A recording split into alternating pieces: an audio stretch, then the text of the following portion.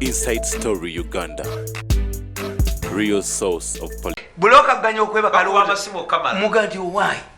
Nzi nange manyi ettaka mala dinonyereza nina kampuni yange. Timunzibe ebyo byapa bifu. Bwe kitujja paka lwekikube ekyobuwemu ne kidduka.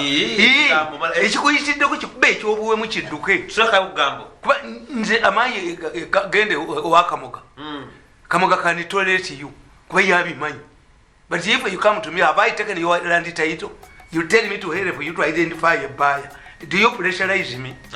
What have I taken from you? Katiba veo abazungu abatajja nabo. Kakati bano ninkulaga nti Lugumu to state in Lugumu's name stop this torture. When you hear kakati kanchibasomese abali bagalo mu Uganda mwalimu omuntu eyatamira okusikira Museveni obali gwe yakimuteekamu obaki kuba baateekawo ekibiina ky'ababbi nga bakita fellowship. Unfortunately mu fellowship Museveni taliimu ne mutabani we. Prominent people abali mu Uganda Museveni taliimu nde mutabani we. Museveni yalabika yagamba mutabani we nti ekyo tekiyingiramu n'otafiire tekiriimu.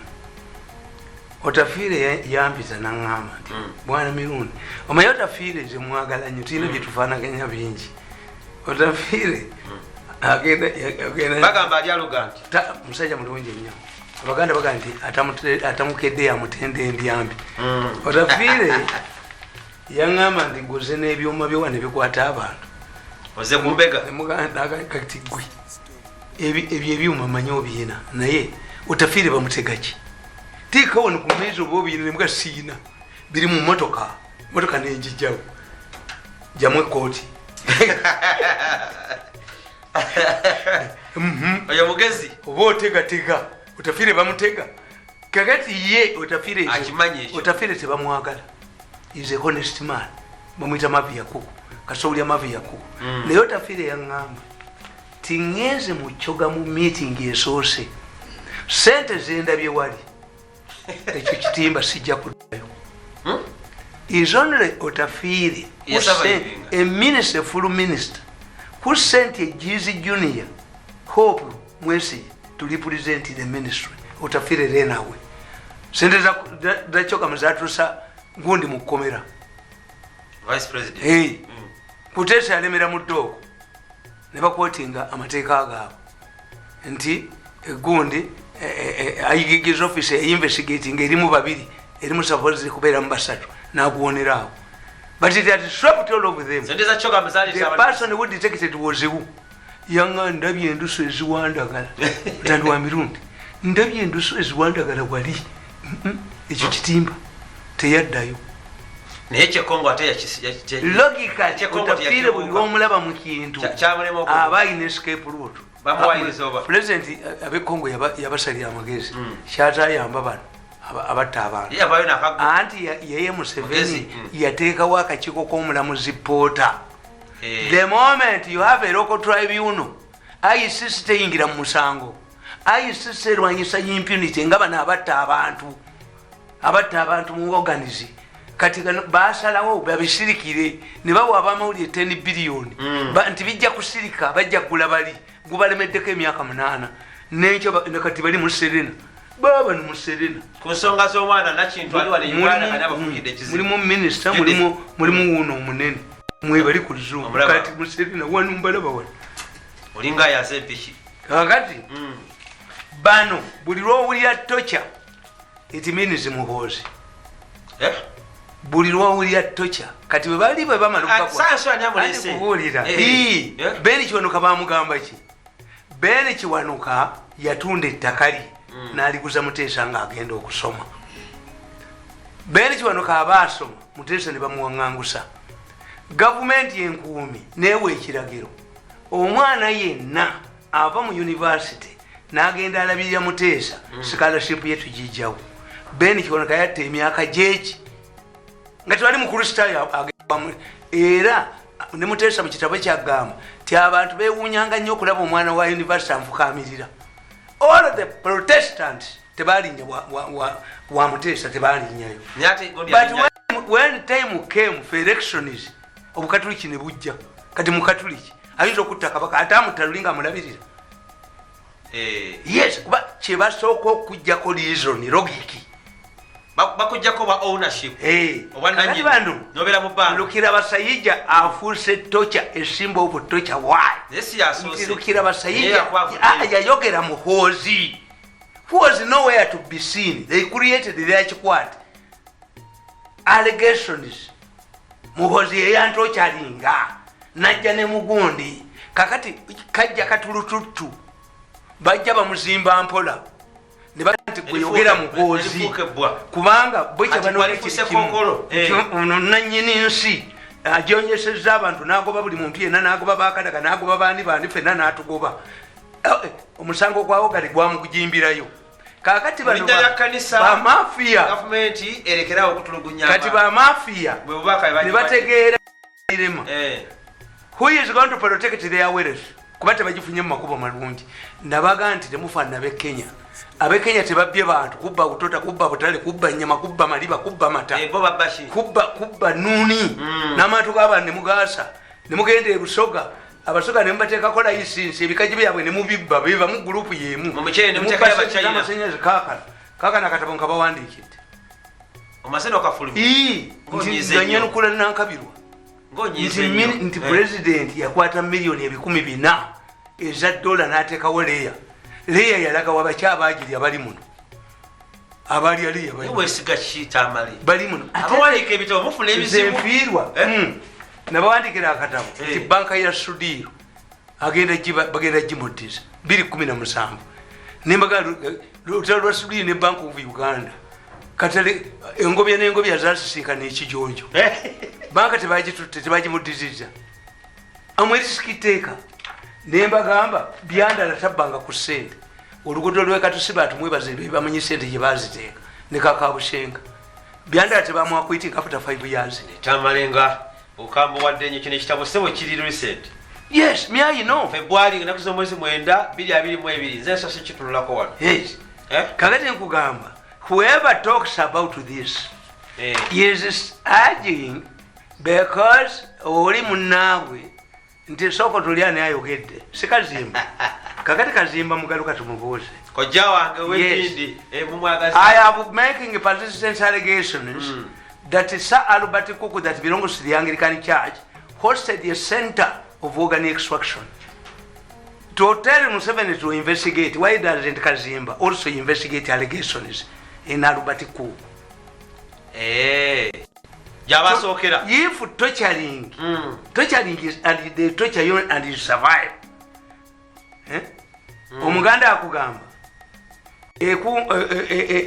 ekolachi ebirira n'etawunya eyalifudde bwalemala omuganda agamba nti ebibite byeŋŋanaŋŋana okwenda kujja okuyenda ku nazalawo ebibite byeŋŋanaŋŋana amambulugga okulwala amambulugga ejjute likwate ku nnyuma kubanga ambulugga gogatta feesi buli gwalabye ey'omukazi ayira mujja we ko asidi kabina ayiwa feesi eggwewo ekitegeeza amambulugga mabi nnyo okusinga ejjute ly'ennyuma buli omu agalaba kakati let us see a killer who kills and extracts organs in Albert Kuku and a person who has tortured a government a state agent ayinza n'okuba indisciplined ayinza n'okuba ng'akikola deliberately who has tortured a person n'avaayo n'ayogera at least ye bw'ali naye ono gwe bajjamu organs mu Albert Kuku erya bisopani erya kibisopani Kazimba koja wange yes uyakwata nyina teyakwata nazaalawo wakiri this one is alive but the one who was killed in Sir Albert Kuku which belongs to the Anglican Church Kazimba has not made a statement in fact those who are involved who are appearing before the ICC in Serena now recently donated the tractors to Kazimba and warmly received them. Are these God's men? Some of these people tobalaba Jesus yatugamba temulibalabira ku byambalo byabwe Some of these religious leaders will not enter heaven. Which way do I come and Yajanaga Weba say? So you see, you can say, Ogundi, Obuteraba, Bukuvumia kusinga. Kakati whoever says, Kubaba Galamuhos, Nayate Kweko sanction is Kuba Naba with a Bacha creating a contradiction. Timohosi has been disqualified. Mohosi has been disqualified. Nobody disqualified. Katimuseveni has a neutral person. A statement in B. And then Kugambi, Kugambi, the Tocha Kitegaza Muhosi. He watched at the way you name Kugamba and Kazimba, Abagende Wui, but the suspect murder, which implicates the church more. The allegations are about cook. And those who are testifying now in Serena have visited Kazimba frequently. Kubakazimba yajana yavana baba nankabiro yavana bowa nankabiro bakugamba nti abana baba wandikira okulina ne wanankabiro bali wa yes kakati baba kalidi afuma banadi toiza kungamba titalaba mukamwa atalaba mukamwa tayasama atalaba mukamwa tayasama luno lutalo lwabusika wala akula mukamwa tayasama era tiwali kwesijja kubalumba mukozi.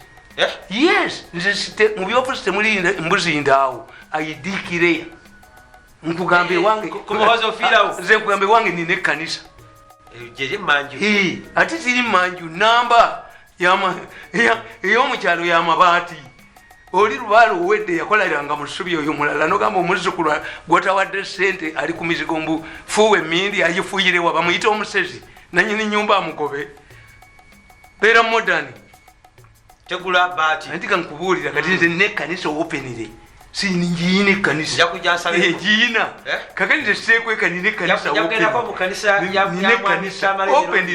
ekkanisa ngiyina gwe gwagamba nti obiyitangawo n'omukazi owebweru gwokweka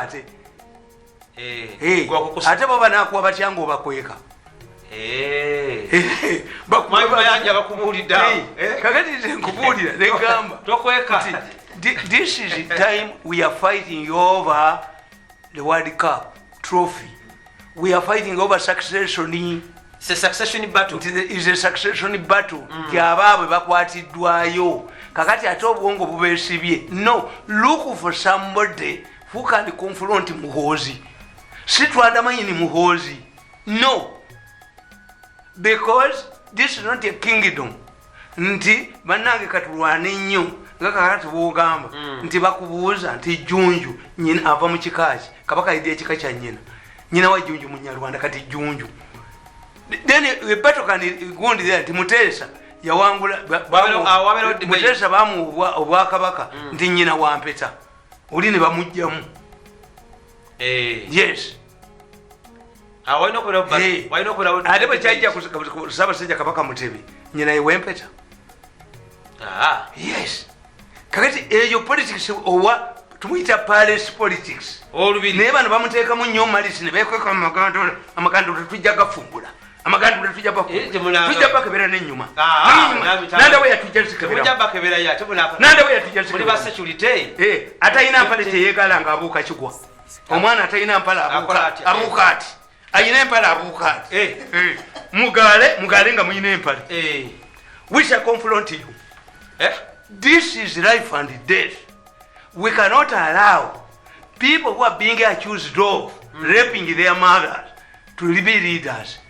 People who are being accused of killing Ugandans nga babajjamu organize ne tubawagira okufuga eggwanga oba mututte. This is our country. Eggwanga nga litagadde nnyo no lwaki Cypriano bamuwoze bamumuwa Ssaabalabirizi nti yatta mukazi we wa UPC ye kyaki yeeyagala lwaki ntagali bamugjewo lwaki ntagali bamweyozesa nga Yesu gwe bagoberera yayogera ki ate yakuuta n'ekigere ku ttaka nga kitegeeza ki ekigere ekisinziro yakikuuta ku ttaka yali ategeeza ki eyo sayini yaki lwaki teyatunula mu ggulu lwaki ekuuta ekisinziiro mu bugingo tumukubye aleesa obwenzi mu kyaki katonda yasaanyako obwenzi katonda yasaanyawo Sodoma lwa Sodoma si bwenzi. Sulemani yali mwana mwende. Sulemani yayogera Katonda alina abakazi 6. Kakati omusajja yayogera ne Museveni n'omuyigiriza ko okutaputa NRM kundi. Abeerwero ko basinga abali ne Museveni emyaka 5. Sulemani yayogeranga ne Katonda alina 6. Gwe omu omujjawa obwavu bwo buli mwavu bire n'omu. Ate buli omwali mu image ya Katonda. Gwe lolabyeko omwana atafaanana muntu. Tamale biri muulya bya Tamale tabawaga bibye yesobola. This is a word of interpretation.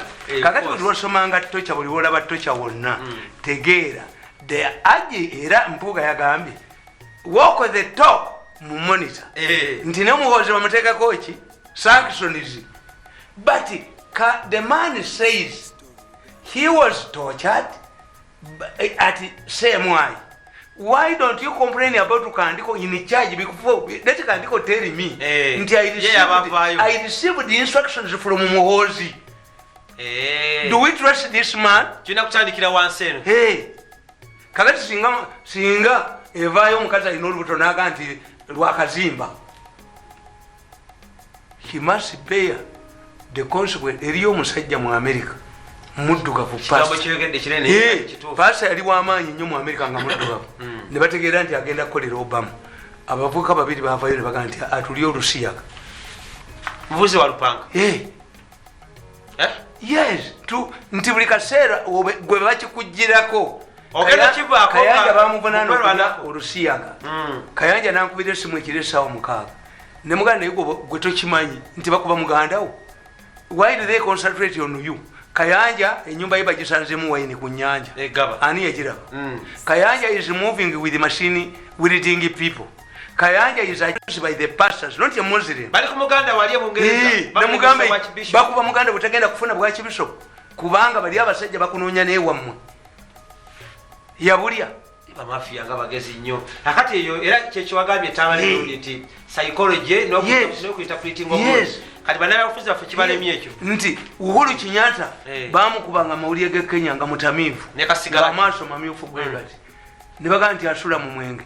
Waliwo president wa Kenya afuze Kenya okusinga Uhuru Kenyatta ku development kubanga Uhuru Kenyatta yakola ekintu kimu yaleeta omusajja gwe yeesiga bamuyita Matiyanga Museveni gwe yeetaaga tujimplement anavaawa ne Uganda anti amufune Museveni yeetaaga ow'amagye nti osuubira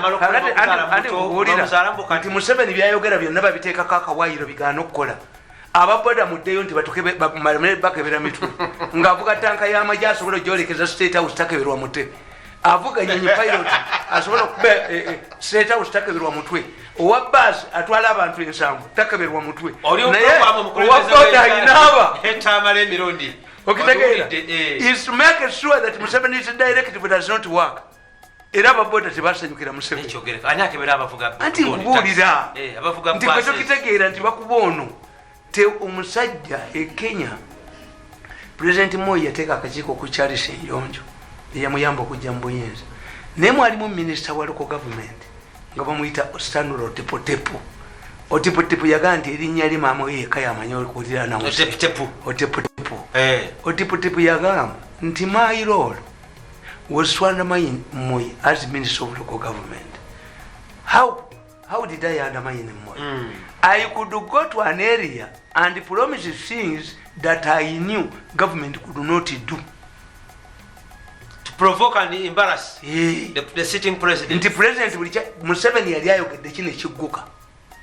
Nyiza okuleeta obutabo nga 10. Taluma. Era mu katabo kange nonguteereddemu nti why the mafias undermine Museveni's government. Singa eri wala. Naye bwe yaleeta yakiteeka ne mu constitution ne mu manifesto ye ayina ne group for the implementation of the manifesto group weeri nti amasannyalaze mu byalo 84 gayina okubeera mu myaka ne ssente n'azeewula miliyoni 400. Bw'osoma enkozesa gye bazikozesaamu emiti gyalibwa enkuyege ebiki ssente zonna baazibba babobi wayinekyembuuza babobi wayini abantu abo babwe wayini aba Museveni kubanga yere yabaleeta anti era bakugamba Museveni yalemeddwa nga kino Tocha tokiraba ekya Museveni ekya tocha Museveni yalemeddwa abalamuzi yabalonda naye bwe bawangula mu kalulu aba opposition tebaba ba Museveni bwe babasinga ekyo nakyo Museveni appoint judges Judicial Service Commission recommending abalamuzi babajja mu chambers ezitakola non-performing chambers teri mulamuzi teri lawyer ayina chambers zikola kkiriza bulamuzi bateekayo abalamuzi baabwe abanaalya enguzi emisango gino egyokulonda mulinde batambula nagyo mu fayiro anti omulamuzi akubuuza nti ogenda kufuna miliyoni 5 buli mwezi emyezi 12 12 times 560 60 times 60 36 emisango giri kitana mu kumutekabawo diejo omubaka wa parliament ogenda kufuna 3.6 billion sule ebisatu ku meza. That's how they rule cases. Giri no kitana mu gumu kakati ate Museveni yeba bano ogwokubiri tibotunuulira mukodomi we si yakulya kampuni eyenalem eyabaloya omanyi nti owenalem gwe basingisiza omusango bamusaba miliyoni 600. What's the disparity? Emisango giri kyamala tuwadde logic ndi giri mu era omulamusango bagumusinga mu kozi yasaba 600 era ne bamuyola bwe bamala omuyola ne bamukomera bakubayo Nadduli naye nga loya wa Nadduli yerukwago ne Segona bamukubayo nalina wange ne bankubira esimu ne banga tunoonyeze baloya ba Nadduli ogenda okukoberanga miliyoni ebi baba opposition bazijjawa lwaki zanjawulo bakuba Museveni ne banemezaamu omuntu amuwe ssente tova kasera kujulira kati balina akazannyo ke bamuzannye tannakalaba basooka ne bagamba Bobi Wine agenda mukuzeeka Sembule kakati ebintu byakitaka babikuba ku nnyondo kitaka ono nakalima gwe yasibira abaana naafa kakati ne bakuleetera omukazi omuyitale tiye bwe sente eddwaliro bwe limulemye bamuwadde neddiirwa endala era nina omulala gwe nasomye mu mawulire kati they are building up a case when it comes to Baganda wava munno baga yawandiisa ekitabo ng'abavumire sinakisomako ate atera okumpita n'abimba naye banga yawandiisa ekitabo kibi nnyo natereka ne nnyina wa Museveni tebaalinsasudde bwe bati kati they are building up a case nti as Museveni helps the Italian woman who failed tebasobola kubulya who failed the hospital si mukazi omukazi yabagamba muli babbi parliament egalantinge nti ejja kusasula looni yange nga sinatandika ebyapa tebabibbangana gavumenti bajibba bati ekyapa due diligence gwe nga kweyina n'ebyapa why did they identify land ya gavumenti oba tuswa so from day one bali tebagenda kukola eddwaliro libalemesa okutwala abaana okubakulamu eyindiya kubanga ebyenda bye bajje mu muwalawo bye bakuteekamu eyindiya president naga no kankwate abaana 10 mbatwale eyindiya basome ebintu ebyo nga buli mwana akutwala semester emitwalo batwala 3 sente dade bazibba anna baavaayo baabagana okulaba Museveni ajja babuuza namba nnaku ezo bajja ne baŋŋamba tikatwasomera bwereere kubanga betwasoma twabyerabira kati balina kutuuzayo mu refresher course Museveni naga nti ndeeta abacuba bajje bajjanjaba abantu cuba ne Italy be basinza baddokita abangi tebakyakola ate cuba yabatendeka mu nnimi boogera Oluganda. These are for overseas marketing. Cuban doctors Kenya gye bali wano baabagaana kubanga Mia have 2 doctors. Masindike ba majje kakati ba medical doctors myema kebya keje taina speciality. Ate ba omutwale bweru n'omukumya wo ate ba muzamu. Kati bali bagenda kufuna speciality nti ono surgeon ono dentist onani. Bategeera nti Museveni bwaleeta abacuba tetujja kutya abantu mu malwaliro nga abacuba batulaba kubajja mu organism. Ne balyoka bateeka mu omusajja yali akulira ba doctors. Mena bakuba abacuba n'akijjawo. Buli wamu bamukubye. Kaka how mafias nti waliwo yali agenda kukola inland port ye Malaba ng'ebintu byaffe tubijja Malaba tufunye omusajja omugagga muwalawo we Mombasa nannyini kyapa we baali bagenda okuzimba Malaba inland port bamukuba ekiro ne bakimuggyako musajja mukulu ne bagenda mu office ne bakisazaamu nti gundi ye bagijjeeko liizi ne bakubira omusajja essimu ne bamugaa twagala millions of dollars oba olinye wano tukwasa omutwe omusajja yampita mu Mbaasa n'aŋŋamba pulezidenti wammwe ayogera bulungi naye ayina emisegesi kale kitwala ewalala kati ekyo ekinakola e Uganda ekintu ky'amagoola ekyo abantu bali wano ekintu ky'amagoola ekyo ekiri ematugga okirabako mu mawulire kyalema kitambula bakyogera mu 2 days ago ono omwana owafona gundi mwana musoga ayina PhD mu viruses akolagana n'oyo doctor professor even the professor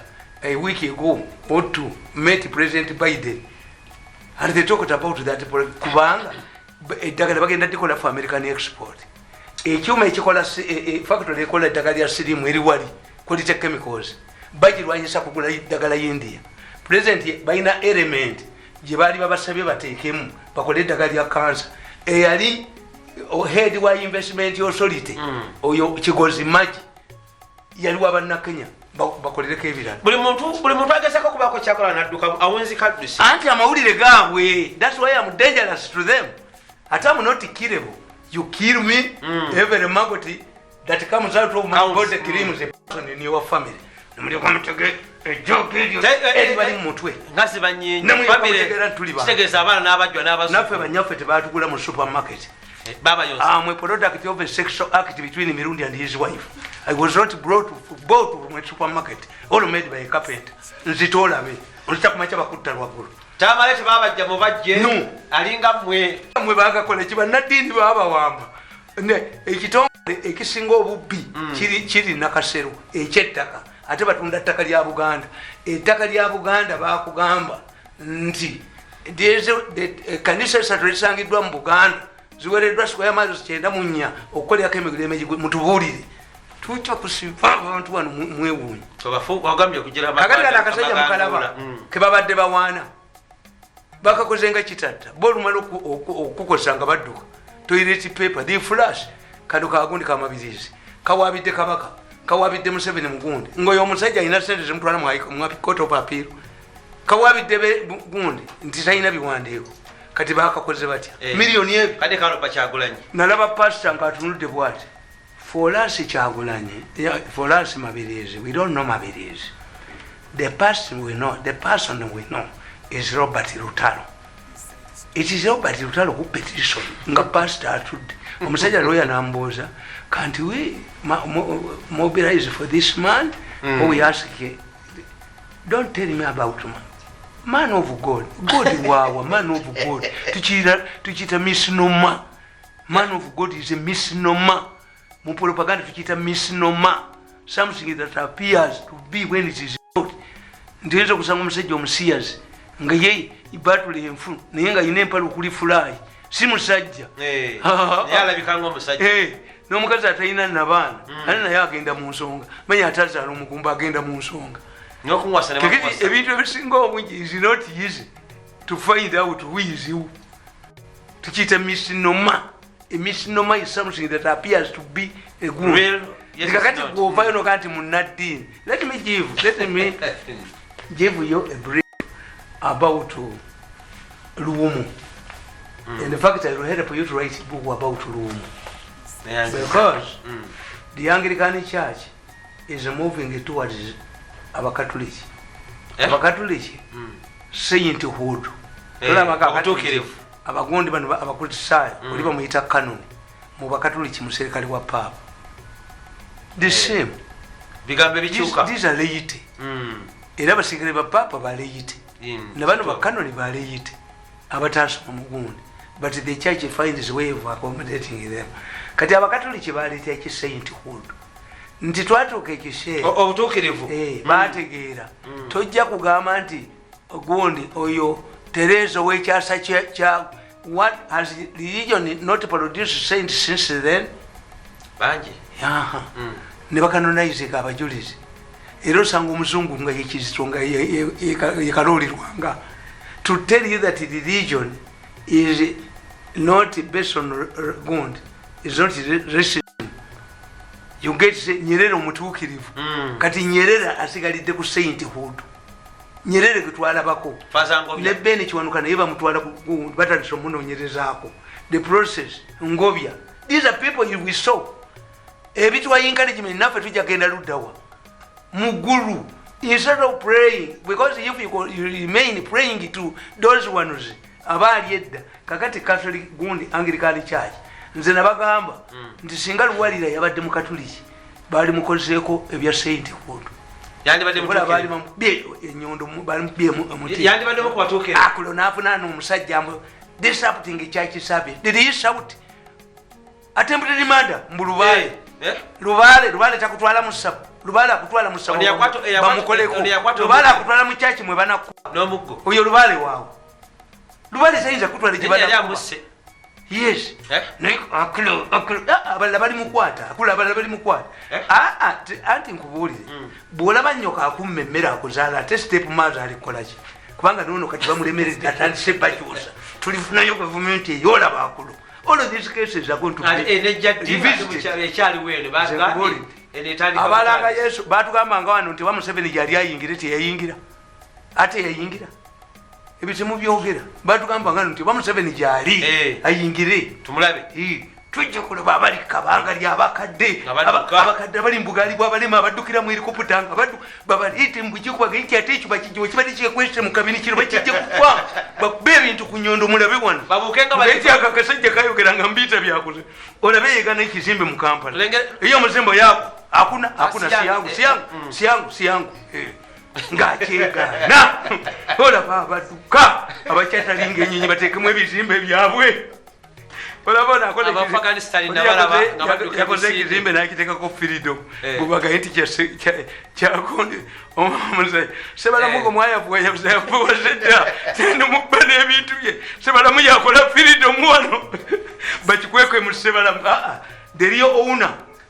liyo owuna waliwo ekiseera omusajja oli program omukulembeze wenkya waliwo ekiseera Tamale wano abeerawo n'alivinga ebintu biba bibyesi bya ABS waliwo ekiseera omusajja omwenzire bagasimbagana ne Habusigalo olubuto lwani nti lwa dadi nakusangawa dadi naawe nakusangawa kale tubale ennaku nga kaka fe abasajja bakulu tutambula butambu naye nga bwe yali akavumbagira mu ffumbiro akavumbagira mu binaabiro tebaaliyo eriyo ekiseera ekyokwoleka ku lunaku lwa Yiribya bali abasamba luyita lwa Kiyama nze nduluyita lwa Yiribya dde duka Kampala afundenga toy Kampala will be reduced the size of a toilet olaba guno omusango gubayodde bonna nembaga nze eddoko lyange erikola kubanga abasajja abalina buli kantu konna balise batya abantu. What were they lacking? They were paupers. Bafunya amahoteli bafunye kiwayi not content nabaga nti Katonda yaba omusajja nga tasiima namuwa engabi naga nti ompadde Katonda namuwa emboko namuga nti ompadde Katonda namuteerako enjovu nasooka yafukamira nafukamira ku luno nagyebagajja nemwabiza mu kkubo kakati olaba bano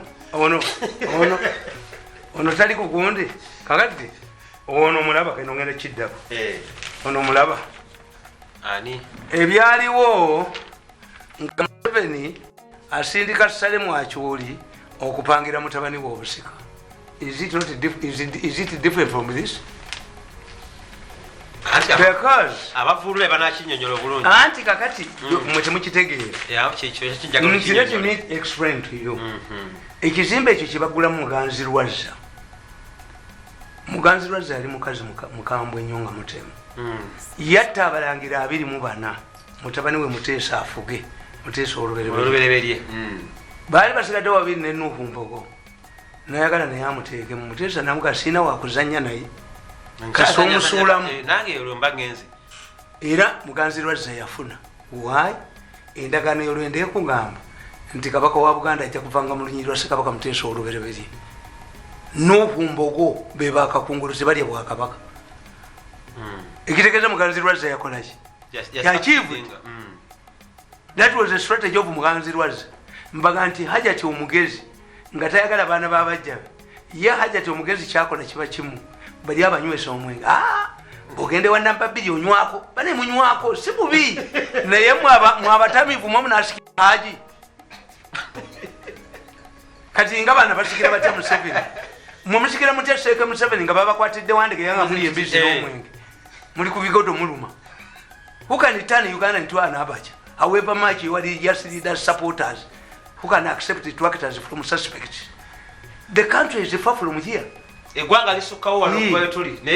of us, when we talk, people take us seriously because we cut across. Yes. What is wrong? If Museveni is planning for his son, you have already known early that you are going to challenge Muhoozi. Why don't omaze okutegeera goal agenda okwata omupiira lwaki gotereta gundi sikoala agenda okuteeba ono goal? You are lucky. Uganda, you now know. You now know the Museveni apangani. No ye pangani. That is the challenge. DPA pangani. Mami Tamale bubonero ki obulage kwange diremereddwa. Ati nkubulidde. No. Bali badete babyogera ne kwetuli. Ndaba musimu manji. Kakati bali badete babyogera kubanga Uganda. Why somebody is ringing me? Who knows my account? Your program. My program. Kakati. Yes. Kakati those they don't know. Kakati that's the problem. Luumu, let me tell you, Archbishop. Luumu, if you analyze Luumu properly, I don't condemn Idi Amin. If you know the story of Luumu, Obata Bweyongedde mu Tanzania, ojjukira nti yali agenze Singapore. Yes. President Museveni tells you nti yatuula ne banne ng'Amin amaze okuwamba ne bagamba nti ffe Obote batukoze bubi abo bagende beekwatira ebweru era ekikudu binti tetuliiko kwetuli bulungi tutambula ate gwali ali shouting bagezako Teresa ndowooza eyakinkamba nti somebody is ringing me ndowooza voice teriiko amanyi babikola. It could be that the voice is not there. Maybe bijja balemerera bajja kulemerera bijja balemerera anakata kunoka kulano kamalawo nza kaina ko restriction toina 10 bwogula mulundi gumu so kakati nkugamba nti Museveni akugamba mu kitabo kye yayogera ne banene baganda babidande bannabutere nga baga nti Obote was worse. The country has been relieved. Museveni akugamba it was even difficult to recruit people in Ankole to fight Obote, to fight the Amin. People prefer the Amin to Obote. Kubanga Obote yali ayononye ekibiina kyayononye eki. But Museveni was not short-sighted. He identified the Amin from day one. Kubanga mu government yalimu. He was following the keen interest. Yali mu president's office. Yali alaba omuzannyo gwe bazannya nawo. Era Museveni ye yayamba nti amanga ga Africa gali gasazeewo okujja gakuba Idi Amin Obote addeko. Museveni told them, if you go there, you're going to face a hostile population. People are happy. Uno ne muganda wadeke ne choni gena adoko be basudde government yabo nga bakozesa abayisirayiri. Yes. Erujukira musajja Hassan kakati kakati ulira Obote agenda okulaba nga Kalema akomyewo. Exile seberekamu. Most of the people who went into exile came back. Si changu nga bakibedi babayita kuba UPC yeyubudde bweyubuzi. Bakibedi babayita ba Beni Kiwanuka era ne Beni Kiwanuka yawandika baruwa ngajiwandikira OAU nti Obote nsi yamukoowa kubanga Amini yabalimba tingenda kudda mu barracks mu myaka 2 Beni ne batandika okwetundira n'ekibedi. When he organized, is it true? Tebakitegeera inspector of their higher education. Amin couldn't go back to the barracks. Ngalakisobola in 2 years. By the time they realized that they were riding a tiger, it was too late. Kakati binayinsa yakyogera ku Constitutional Square. Tubadde tulina enkola ng'abayeekera okuwandikira omuntu ebbaluwa ntumugamba nti weebala obuyambi bwe yatuwa. Yes, Amini abatte baleme kukolaki kudda. It was a strategy by the UPC group in Tanzania. Ewaffe bakulemwanyi ne bazimalawo to kill the economy. Ewaffe bakulemwanyi ne bazisimbamu ebitooke to kill oboteze economy. Amanya Amini eze economy. Samanya lugambo gye lwava. Bazikuula. Why are you talking about replanting? Why? Mujjamu mitimikadde mutekemu emipya. Coffee trees were uprooted in the 70s to kill Amini's economy. Amini emwanyi neegwa. Amini nazeeka ne zibeera smuggled. Rwanda used to sell more coffee kuba twalina quota ne Kenya ngezaffe mutuzi abakimanyi bulungi nti abantu kasena afuuka kasena ati ngezaffe bazisibye bei empowered economically bajja ku uprising kakati what you don't know, the man who caused Luwumu's death is still alive. Alirudo wali ogenda mwogera okay koze bulungi mama wange yaŋŋamba nti olekangamu ensiisiri era mbadde ndi wano nga ntandise okulalikira kwe kubuuza ogenda mwogera. Amin held a meeting with Mariamu sajja wokulusegere n'amugamba nti ba religious leaders babayiseemu basuule gavumenti. Amin naga nti bano abakristaayo si beesiga naye omusajja bweruba gatabiriimu yalina kasimwobula. The cardinal was going to go to Rome the following day.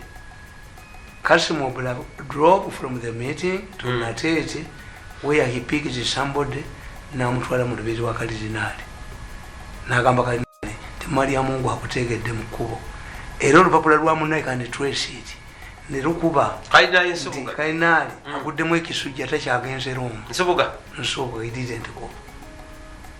Kakati Amin aba akyadawutinga omusajja akyaliwo n'olwaleero drafted a document oboteziwo cry to Acholi's and Langis ne bakireetera Amin nti kivuddewo obote. It was drafted in the president's office. Even his handwriting is traceable. Kakati imagine Amin meeting esoose ya Mariamu ngo agiganye aba ali awo awuli aleesi ekiwandiiko ffe kye tulina nti tulina omukulembeze yayita mu buyeekera ne bagamba nti Museveni ansingira Suleiman nti kiza beesi yamugambye bakuwadde obutwa ng'atema mbulugga n'agamba nti mukyala njuba nezizinga mubateeke wano bali babakubirawo akafuuni. Let us consult another doctor ani ayina ekyo nze yawulira teepu n'agiwulira essaawa ezi n'antunuulira bw'ati Mr. Mirundi where you are abusing him nezizinga kituufu ne mugamba munabirawo is that not your voice? I explain. Was I preaching in the church? Because no moderator. Naye bubanyabonyeza eyabakuntabala yabatuma wabi ku nsi mukabuli ne muggulu tetujja kutegeeragana. What I want is my money. Ate sabala byeggula ku byuma bagenze wa muhozi bagenze wa muhozi muhozi n'abaga nti ayogera bibye nze mumanyi and it is true yabagenze soogerangako naye simumanyi oba nsapoti simuwangako yadde 10 muhozi yabaga nti simuwangako yadde 10 simumanyi ne bamugamba nti ekikapu kyabwe tukireeta wano biliyoni 5 ngozi ngambalabu kamwenda kabadde oba akasanzeeyo kabaddeyo ngambalaba bwenti mwenda yagani n'amajini ge gabalaba si byuma ate nga aliya namala okubalaba ako kamwenda nono apapala nga bali bayimidde dereva ali wane motoka epakenze bo bali wali kamwenda ne kamugamba nti nywerera ddala tovaamu ate yakasanzeeyo eno kasajja kazibu nnyo tebakategeera kajja kuwako omubutwa kasajja kali bane batambula nabo ate ba naye yabagambye kambakule bimwayogeddeyo yesterday yabagambye ngambalaba yabagambye bwemuleeta sente ze agamba biliyoni ezi bwemuleeta sente ze nemuziteekaawo nze nyinza okunoonya amumanyi naye nze mu mazima amatuufu simulabangako. It is true. This man has never seen him. Mohozi has never seen me, has never given me a coin. But for me, unlike you people, ntunulira mubasika nti ennaku zino bwe tuba tunoonya omusika Profesa Nsibambi yagenda okusikisa omuwala abalenzi yali tabamanyi ono wa St. Lawrence talina baana balenzi lwaki university yazirekera muwala tulina we evaluate tuevaluatinga fe abasajja abakulu who should under this prevailing situation. Museveni has raised a bar over president. Can you take it your relative? In fact, but dokita tebajanja baba relative zibao. But would I go to a doctor if I have a function? Nga ninente mu kiralo kyange. Ngamba nti era nzije mweno batunoonya nsafa. Witoka naye ezange zo tezikola ki tizisobola tizijja kunyiriza mukolo siinaamu ne bagamba amatoko witoka nti agange baakaguze tekajja kunyiriza mukolo gwambaga katugule ewagundi. So for us, unlike you were taken by money and I'm an informed man, I evaluate who can manage bamekaba zifunyene zigenda mane obwapo buli wano mukalazi yawemulanga mu bbala n'abagulira omwenge kati awemula tebamupeera mutameva awemula kakati luumu Amin said nti luumu babadde bamujja mu State Research e Nakasero nga bamutwala mu conference center n'akola ki n'ayagala okukwata driver akabenje baali baga nti kali wano maaso ga petrol station eyo wakati wa Imperial ne Sheraton. But the Kabenje was staged by a man called Seru, who is still around. Bweyongedde atera. Yebamuyita kola. Ate baseru obaje naye wansuubiza. Musajja muwanvu yali mu police. Ate ne kalo gijjirira. Asiki Seru, whom I mean called to stage the Kabenje. When the man had already been killed. The police pathologist who made a fake report cause of death is still around. Kabenje? The doctor is still around, the police pathologist, Serwe is still around. The man who drafted the document that incited Idi Amin. The dossier. Mugeni mukinonya ikandi owana bumufuna ekiwandiko ekya China kya saturating nnyo. Mukwano goli. Obotezo okurai tunangiza ndacholi. It was drafted by a living man that incited Kiluru. Kakati let us ask. Torture and murder, are they related? If Rum was tortured, he would be alive.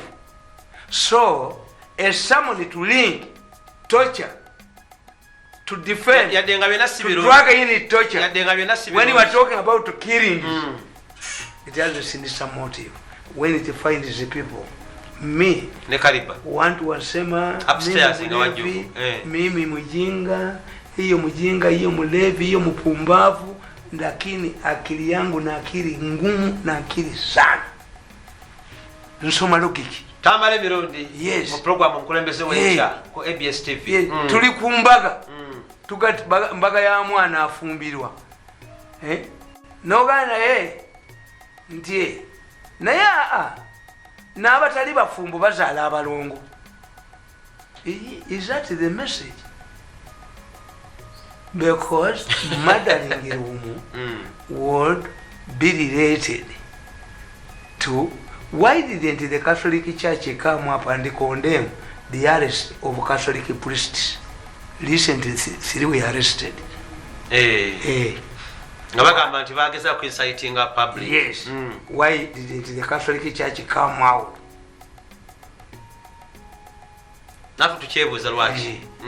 Abasambu bakanti lwaki basiraamu bokka. Yes, at times let me tell you. Bomu bwetulikira mu katoireti k'abakazi era mukazi yabaali mu musajja baagenze kukola muki kakati bomu netulikire wandege ya mumbizi oyinza okubuuza nti nga temuli musiraamu. What explains ADF? Tibakwata ADF bakwata abasiraamu. Kakati tukese singa okwata abakulembeza abaka parliament 10 abanupu baba baki Baganda. Yes. Singa obate yazingiza enkambi y'abayekera mu Luweero ku high command mu Ndolani yalitiddeyo baki Banyankole, because these were senior people who graduated from Mozambique.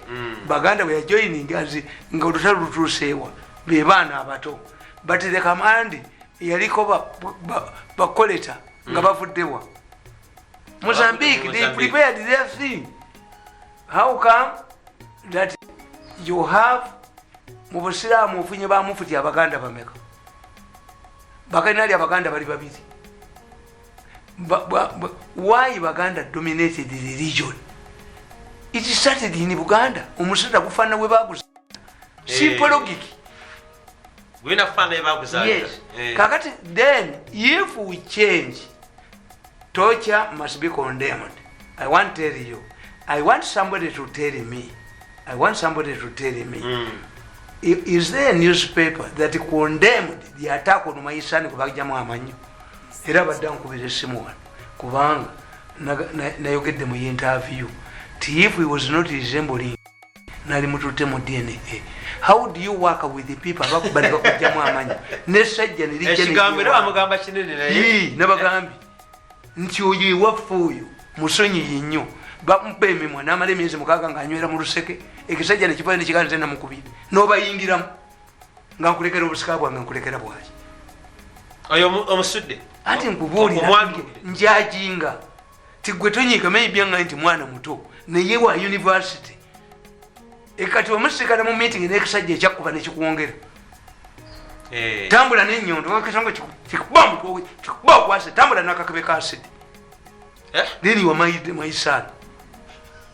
Yes. Ajeyo characters entuufu naye tuyinza ne Yesu okusonyiwa yakuteekako kulobbaaka kuba kyebakola tebakimanyi naye just forgive everybody.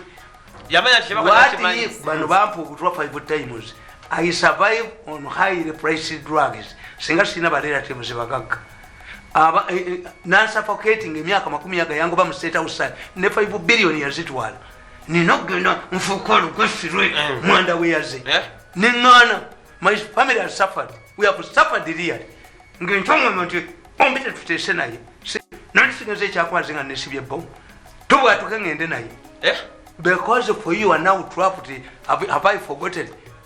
Oyo tumwebazi yejangako programu zange zonna nga tetuli ku Obunkenke nga wana jangongo kwa mutwe beka sajja gwonkwaso omutwe. That's a human being. He is a human being. Anyiga a human being anyiga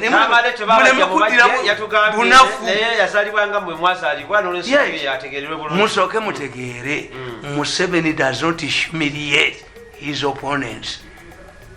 My son Bobi Wine, Dr. Kiza Besigye, Museveni allowed abana ba Amini bali mu government. He had the quarrel with Idi Amin. Museveni toppled Okero's government. Okero's son is in the government. He's somebody who has never suffered a reshuffle. But his son is in the government. Almost. Daughter-in-law. And even a son. Ndio mpita ndipo tusinga na mulifuti wandulu omulambo. I'm not an opportunist. What if you had succeeded? I've wasted all of my youth. Miaka 14 ndi mu State House.